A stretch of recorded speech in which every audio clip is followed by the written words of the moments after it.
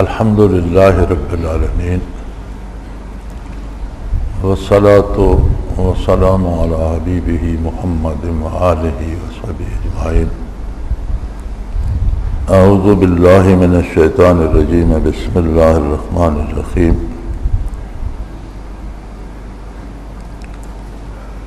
ولا تخزنی یوم یبعثون یوم لا ينفع مال ولا بنون الا من اتى اللہ بقلب سلیم۔ اللہم سبحانک لا علم لنا الا ما علمتنا انک انت العلیم الحکیم۔ مولایا صلی وسلم دائما ابدا علی حبیبک خیر الخلق کلہم۔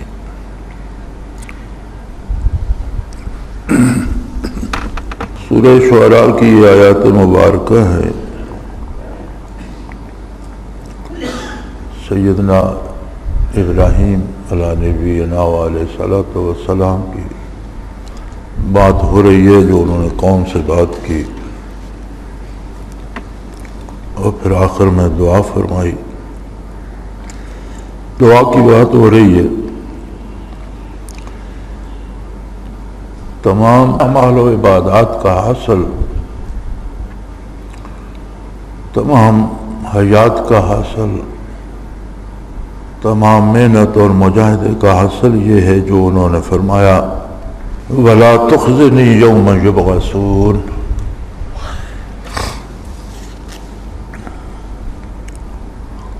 اے اللہ، جب ساری مخلوق زندہ ہو کر اٹھے گی،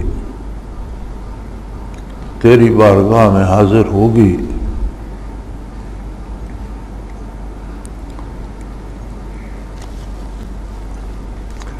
تو اس روز میری عزت رکھنا، مجھے ان لوگوں میں شامل نہ کرنا جو رسوا ہوں گے۔ یہ ساری زندگی کا، انسانی اعمال کا، عبادات کا، اذکار کا حاصل ہے۔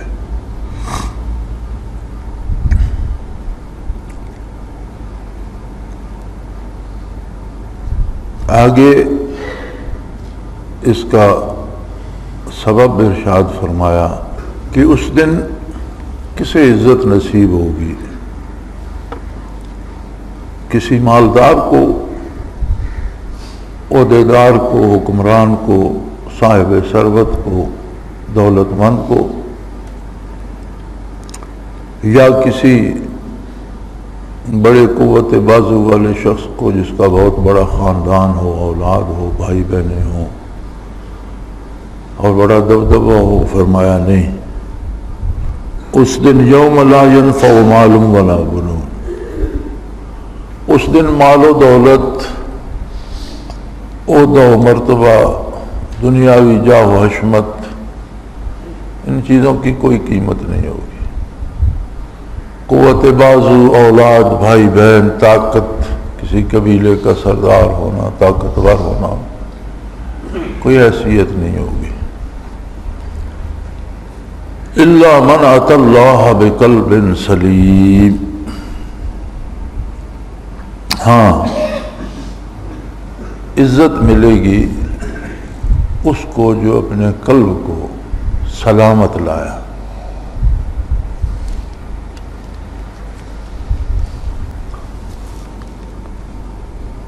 قلب کی سلامتی کیا ہے؟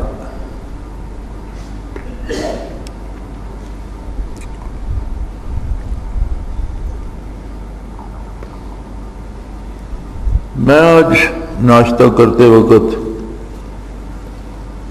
ٹیلی ویژن پہ دیکھ رہا تھا، میں بہت کم وقت ہوتا ہے کبھی ناشتہ کرتے وقت، شام کا کھاتے وقت کیا خبریں ہیں، کیا حالات ہیں۔ تو آج وہ ایک مباحثہ لگا ہوا تھا، وہ ٹی وی والے کسی وکیل صاحب سے پوچھ رہے تھے، وہ وزیر بھی رہے ہیں پرویز مشرف کے، کہ پرویز مشرف پہ مقدمات بننے شروع ہو گئے ہیں اور شاید عدالتیں یہ کریں وہ کریں، تو وہ اس کے حق میں دلائل دے رہے تھے۔ تو بالآخر انہوں نے پوچھا کہ آپ کہاں تک ساتھ دیں گے اس کو؟ تو وہ کہہ رہا تھا کہ میں آخری سانس تک پرویز مشرف کا ساتھ دوں گا، اس لیے کہ میں اس کا وزیر رہا ہوں اور میں نے عہد کیا تھا اس کے ساتھ، میں اپنا عہد نبھاؤں گا۔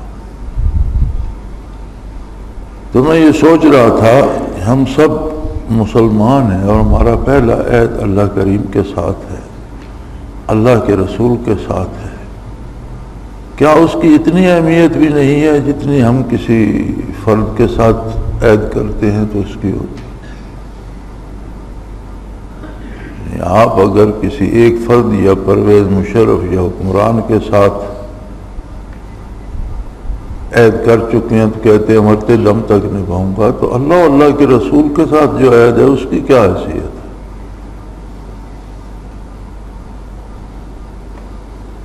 قلب سلیم وہ ہے جو اللہ کے رسول کے ساتھ جب عہد کرتا ہے تو مرتے دم تک اس پر حرف نہ آنے۔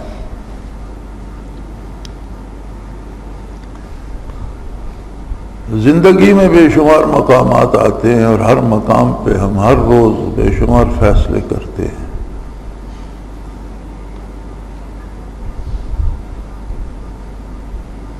قلب سلیم وہ ہے جو ہر فیصلہ اللہ کے رسول کی اطاعت میں کرے اور مخالفت میں نہ جائے، نقصان ہو جائے، مادی نقصان ہو جائے، تکلیف آ جائے، وہ برداشت کر لے، لیکن اللہ کے رسول کی ناراضگی مول نہ لے۔ سیدنا شیخ عبد القادر جیلانی رحمۃ اللہ تعالی علیہ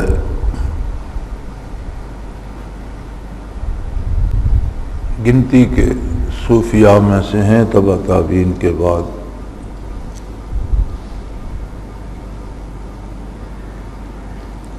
آپ کا کاروبار تھا، تجارت فرماتے تھے اور درآمد و برآمد کا کام کرتے تھے۔ بحری جہازوں پہ مال لایا جاتا تھا اور بحری جہاز باہر بھیجے جاتے تھے، جہازوں کے جہاز۔ ایک دفعہ کہیں تشریف فرما تھے تو اطلاع آئی کہ ہمارا جو جہاز فلاں ملک سے آ رہا تھا اس کے بارے پتہ چلا ہے کہ وہ ڈوب گیا ہے۔ تو آپ نے ذرا سا تأمل فرمایا اور فوراً لبھائے مبارک سے نکلا الحمدللہ۔ اسی مجلس میں کچھ دیر بعد پھر اطلاع آئی کہ جی نہیں، وہ اطلاع غلط سی، ڈوبنے والا جہاز ہمارا نہیں تھا، کسی اور کا تھا، ہمارا سلامتی سے آ رہا ہے۔ تو آپ نے ذرا سا تأمل فرما کے پھر فرمایا الحمدللہ۔ تو کوئی صاحب جو مجلس میں حاضر تھے انہوں نے عرض کی کہ حضرت جہاز ڈوب گیا، تو آپ نے کہا الحمدللہ، اور پھر اطلاع آئی کہ نہیں ڈوبا تو آپ نے فرمایا الحمدللہ۔ تو یہ دونوں طرف الحمدللہ، یا تو میں سمجھا کہ جہاز میں کوئی مال صحیح نہیں تھا یا کوئی ایسی بات تھی تو آپ نے فرمایا الحمدللہ چلو جان چھوٹی، تو اب وہ نہ ڈوبنے کی اطلاع آئی پھر بھی آپ نے فرمایا الحمدللہ، تو یہ بات سمجھ میں نہیں آئی۔ انہوں نے فرمایا میں نے نہ جہاز کے ڈوبنے پہ الحمدللہ کہا ہے اور نہ اس کے تیرنے پہ کہا ہے، مجھے تو جہاز کے ڈوبنے کی اطلاع ملی تو میں نے اپنے دل پہ نظر کی تو مجھے پتہ چلا کہ میرے دل کو کوئی فرق نہیں پڑا، دنیا کی محبت اس میں نہیں ہے کہ ڈوب گیا تو یہ رونے بیٹھ جائے، تو میں نے اللہ کا شکر ادا کیا، اور جب جہاز کے بچ جانے کی خبر آئی تو میں نے اپنے قلب کو دیکھا تو اس میں کوئی خوشی نہیں تھی کہ بچ گیا تو بڑا خوش ہو جائے، ٹھیک ہے ایک دنیاوی کام میں ہو رہا ہے، تو میرا دل سلامت تھا تو میں نے اس پر دونوں دفعہ الحمدللہ کہا کہ نہ ڈوبنے کی خبر سے پریشان ہوا ہے نہ تیرنے کی خبر سے اس میں کوئی زیادہ خوشی آئی ہے، وہ اپنے حال پہ اپنے اللہ کے ساتھ قائم۔ تو قلب سلیم سے مراد یہ ہے کہ نہ وہ دنیاوی مال و دولت یہ دنیاوی کامیابیوں پہ حد سے باہر ہو جائے اور نہ وہ دنیاوی مصائب پہ گھبرا کر اللہ کریم کو چھوڑ کر غیر اللہ کے دروازوں پہ دھکے کھانے لگ جائے۔ تو فرمایا اس روز جب فیصلے ہوں گے تو قلب سلیم پہ ہوں گے۔ اسی لیے انبیاء علیہ الصلوۃ والسلام جب تشریف لاتے ہیں تو وہ صرف طریقہ کار یا ظاہری باتیں، ظاہری قوانین، ظاہری عقائد و نظریات اور اعمال و کردار، حسن گفتار، اخلاقیات، معیشت، سب ہر موضوع پہ بات کرتے ہیں، لیکن وہ صرف ظاہر پہ نہیں کرتے، وہ بنیاد سے پہلے جملے سے اقرار سے، لا الہ الا اللہ کے اقرار سے قلب کو ساتھ لے کے چلتے۔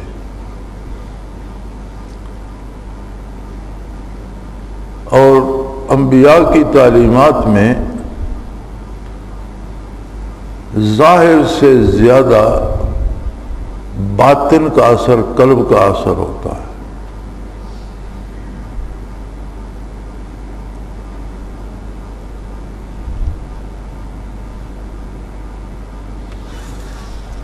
اور ان کی نظر اور ان کی برکات براہ راست انسانی قلوب کو متاثر کرتی ہے۔ باقی دنیا میں مشاہیر عالم آتے ہیں، لوگوں کے، قوموں کے لیڈر بھی بنتے ہیں، پیشوا رہنما بھی بنتے ہیں، بہادر بھی ہوتے ہیں، مقرر بھی ہوتے ہیں، لیکن سب زبانی باتیں ہوتی ہیں۔ یہ صرف انبیاء علیہ الصلوۃ والسلام ہیں جو زبانی اقرار کے ساتھ تصدیق قلبی کا مطالبہ پہلے جملے سے کرتے ہیں، اور پھر اگلی ساری زندگی کا، سارے دین کا مدار اس پہ ہوتا ہے کہ اعضاء و جوارح، گفتار و کردار شریعت کا اتباع کرے اور قلب سلیم کے ساتھ کرے، دل بھی ساتھ دے۔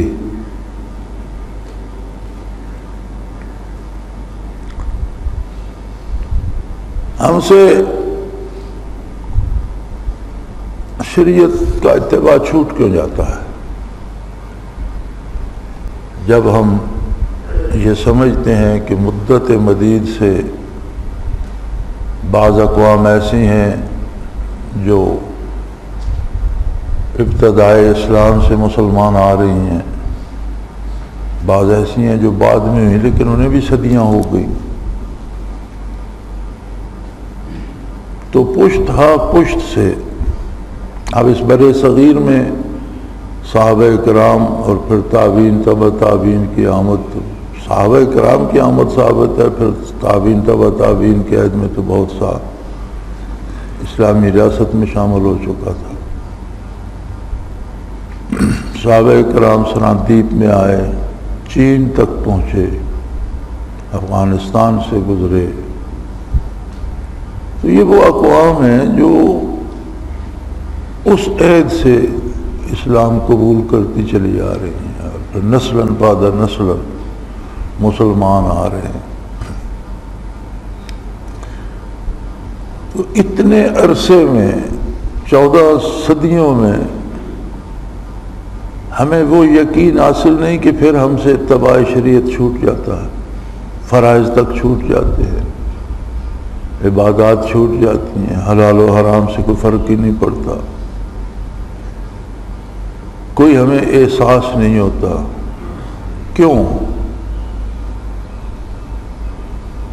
اس کی وجہ یہ ہے کہ یہ ساری کیفیات بنیادی طور پر قلب میں مرتسم ہونی چاہیے تھی، قلب کو ان کا ساتھ دینا چاہیے۔ جب قلب ساتھ نہیں دیتا تو پھر وہ اہمیت نہیں بنتی، پھر ایک رسم رہ جاتی ہے. جیسے نبی کریم صلی اللہ علیہ وسلم کا ارشاد ہے کہ ایک زمانہ آئے گا لوگ بڑی خوبصورت آواز سے اور بڑے اچھی طرح سے زیر و زبر کا خیال رکھ کر خوبصورت قرأت کریں گے اور خوبصورت انداز سے قرآن پڑھیں گے، لیکن قرآن ان کے حلق سے نیچے نہیں اترے گا. بہت خوبصورت قرأت کریں گے، قرآن پڑھیں گے، لیکن اس کا اثر قلب پر نہیں ہوگا. کردار جب قلب پر نہیں ہوگا تو کردار پر نہیں ہوگا. تو اگر قرآن حکیم کا اثر نہیں ہوگا کردار پر تو پھر اس سے بڑی تو کوئی دوسری کتاب ہے نہیں. آج ہم اپنی زندگی میں دیکھیں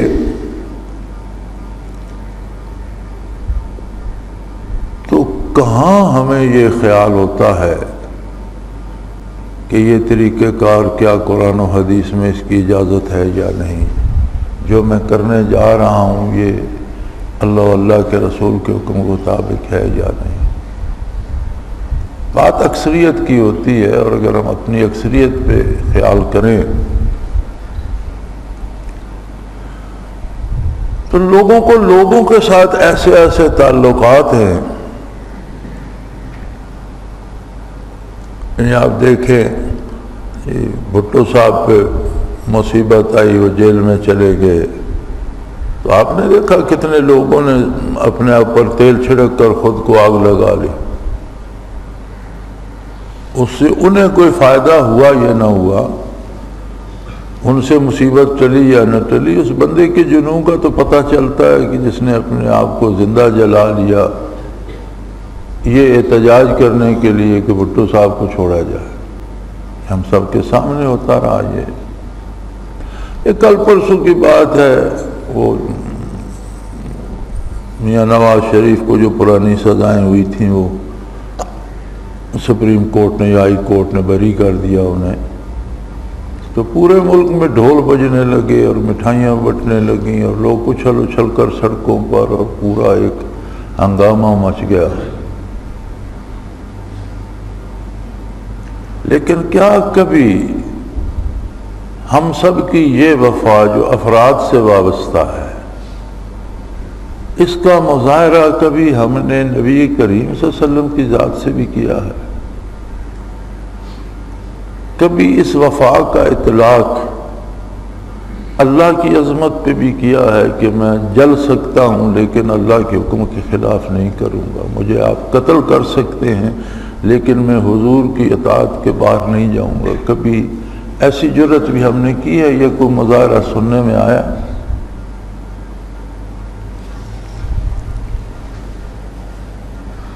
کیوں نہیں ایسا ہوتا؟ اس لیے نہیں ہوتا کہ وراثتاً ہمیں ایک دین مل گیا اور کسی نہ کسی طبقے میں تو شامل ہونا تھا، ہم اسلام میں شامل ہو گئے، دل میں نہیں اترا.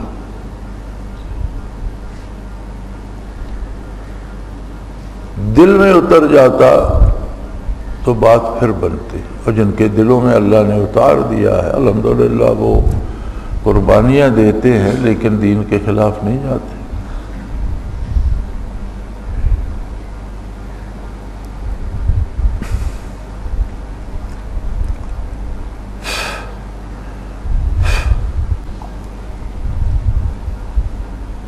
اللہ کریم نے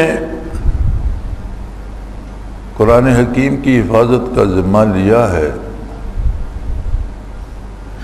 ہم نے ہی اسے اتارا ہے. وَإِنَّا لَهُ لَحَافِظُونَ، ہم ہی اس کی حفاظت فرمائیں گے. تو حفاظت سے مراد صرف قرآنی الفاظ کی حفاظت نہیں ہے. قرآن کے الفاظ تو اللہ محفوظ میں بھی محفوظ ہیں، عند اللہ محفوظ ہیں. زمین پر حفاظت فرمائیں گے، اس کے الفاظ بھی سلامت رہیں گے، ان کے مفاہیم بھی موجود رہیں گے. ہزار کوشش کے باوجود، ہزار تحریف کرنے کے باوجود کفار اسے تبدیل نہیں کر سکیں گے، اور اہل حق اس کا دفاع کرتے رہیں گے. اس پر عمل کرنے والے بھی موجود رہیں گے۔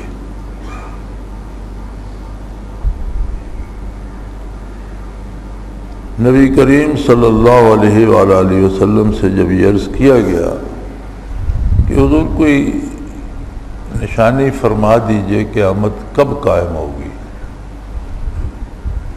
تو ارشاد ہوا حتی لا یقال اللہ اللہ او کما قال رسول اللہ صلی اللہ علیہ وسلم، کہ جب کوئی اللہ اللہ کہنے والا باقی نہیں ہوگا، جب اللہ کا ذکر ختم ہو جائے گا تو اللہ اللہ وہی قلب کی بات ہے۔ زبان سے تو لوگ کہتے رہتے ہیں اور کرتے کچھ اور ہیں، کہتے کچھ اور ہیں۔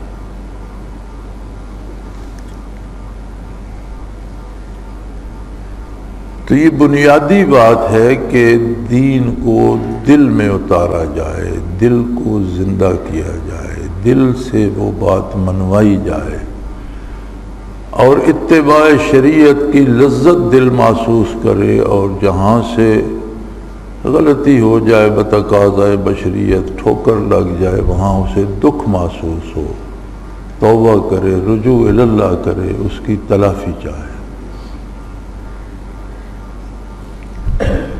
یہ مقصد حیات ہے۔ اور زندگی میں اگر صرف آپ الفاظ و معنی سے کھیلتے رہیں اور دل کی طرف توجہ ہی نہ فرمائیں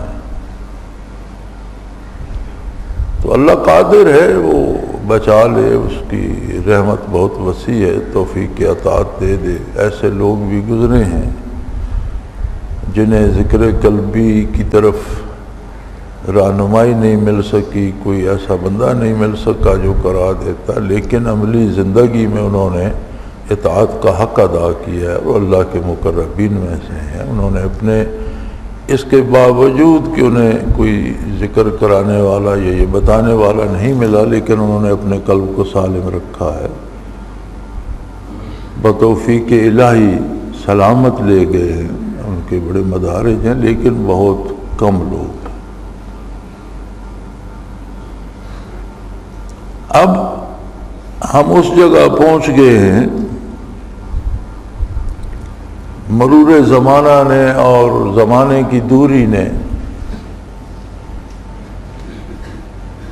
ہمیں وہاں پہنچا دیا ہے کہ جوں جوں خیر القرون سے اور حضور اکرم صلی اللہ علیہ وسلم کے عہد پرنور سے دور ہوتے جائیں گے تو وہ فضا، وہ ماحول، وہ قربتیں اور ان قربتوں کی لذتیں کم ہوتی جائیں گی۔ اب ہم اتنے دور پہنچ چکے ہیں کہ حیرت ہوتی ہے کہ ایک بندے کو ذکر قلبی بھی کراؤ، لطائف بھی کراؤ، مراقبات بھی کراؤ، سب کرنے کے بعد پھر اس کی اصلاح کردار کی نہیں ہوتی۔ عجیب بات، یعنی یہ آب حیات ہے، اور اس سے دینی حیات نصیب ہوتی ہے۔ اب جو مردہ آب حیات سے بھی زندہ نہ ہو سکے اس کا کیا علاج ہے، اسے کیا دوا دیں گے؟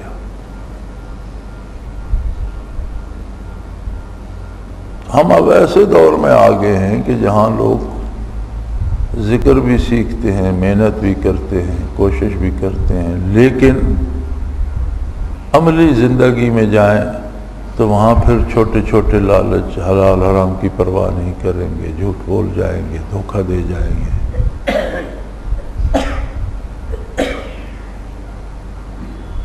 اتنی دوری ہو گئی ہے اور اتنی کم ہمتی آ گئی ہے، اور ہم اتنے محض رسمی سے لوگ رہ گئے ہیں۔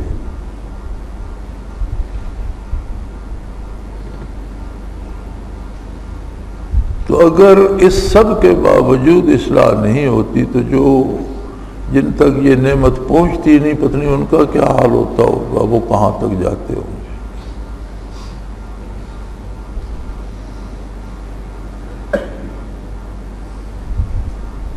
ہمارے پنجاب کے چیف جسٹس ہوا کرتے تھے، اللہ غنی کی رحمت کرے، فوت ہو گئے۔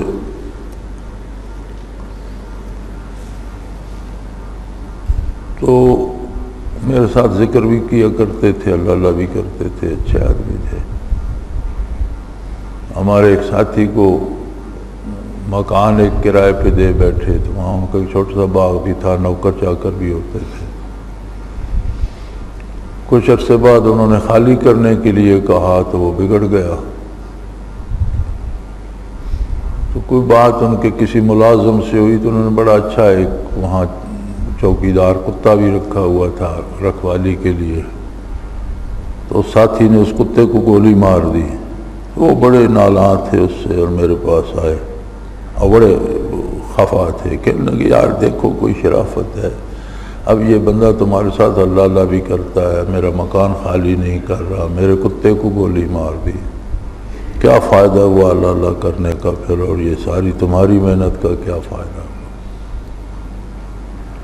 تو میں نے ان کی ساری بات سنی، میں نے کہا انہیں بڑاس نکالنے دو۔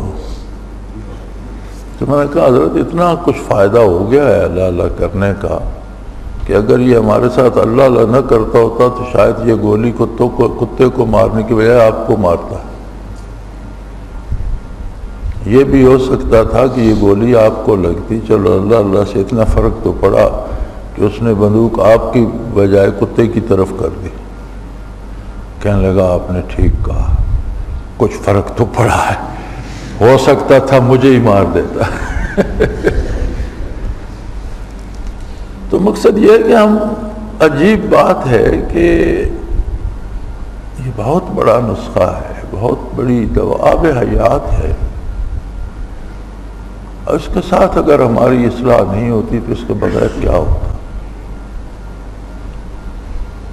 یا جو لوگ محروم ہیں وہ کیا کرتے؟ اب یہ تو اللہ ہی سب کا حال جانے، اللہ کریم سب کو ہدایت دے۔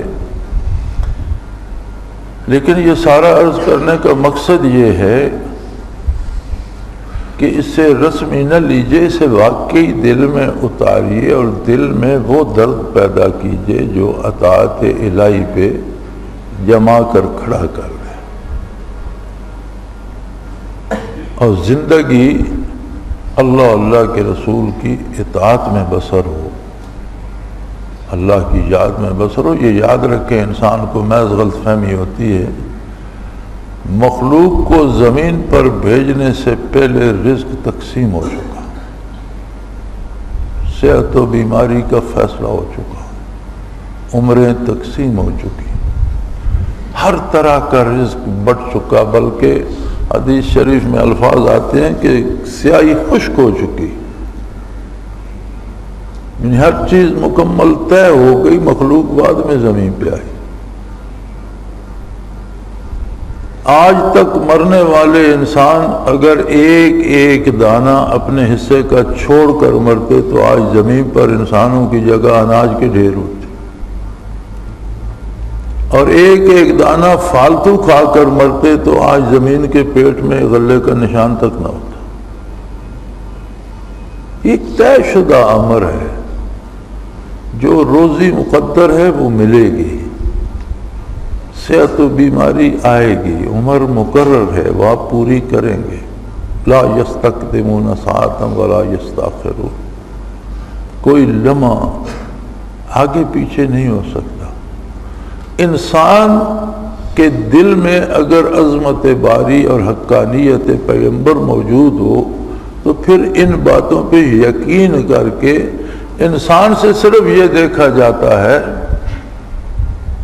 اما اذا مبتلاہ ربہ فاکرمہ ونعمہ،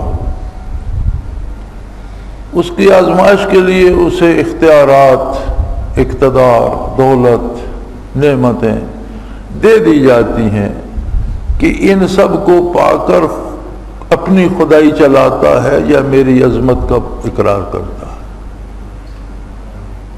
اس بات کو یاد رکھتا ہے کہ حکومت اللہ کی ہے، اقتدار اس کا ہے، مال و دولت اس کا ہے، میں امین ہوں، اس نے دے دیا تو اس کے حکم کے مطابق، وَأَمَّا إِذَا مَا ابْتَلَاهُ فَقَدَرَ عَلَيْهِ رِزْقَهُ، کسی پر یہ آزمائش آتی ہے کہ اس کی روزی تنگ ہو جاتی ہے، اقتدار نہیں ملتا، کھانے کو کم ملتا ہے، دولت نہیں ملتی، دیکھا یہ جاتا ہے کہ اس صورتحال میں بھی میرا شکر ادا کرتا ہے یا غیر کے در پہ بھٹکتا ہے اور ادھر ادھر سر مارتا ہے کہ کہیں سے مل جائے۔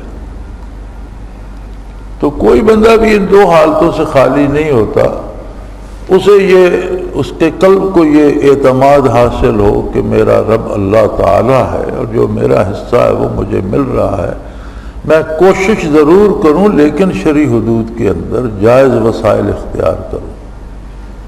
ناجائز بھی کرے گا تو اپنے حصے کا کھائے گا، کروڑوں اربوں لوٹ لوٹ کر لوگ رکھ کے مر گئے، نصیب وہ ہوا جو ان کے مقدر تھا جو انہوں نے کھا پی لیا۔ نبی کریم صلی اللہ علیہ وسلم کا ارشاد ہے کہ انسان کا رزق وہ ہے جو اس نے کھا پی لیا یا جو اس نے زاد آخرت کے طور پر اللہ کے راستے میں خرچ کر دیا، وہ اس کا اپنا ہے۔ جو بچ گیا وہ وارثوں کا مال ہے، خواہ مخواہ ساری عمر وہ بوجھ اٹھائے پھرتا رہا، وہ جن کا حصہ ہے وہ کھائیں پیئیں۔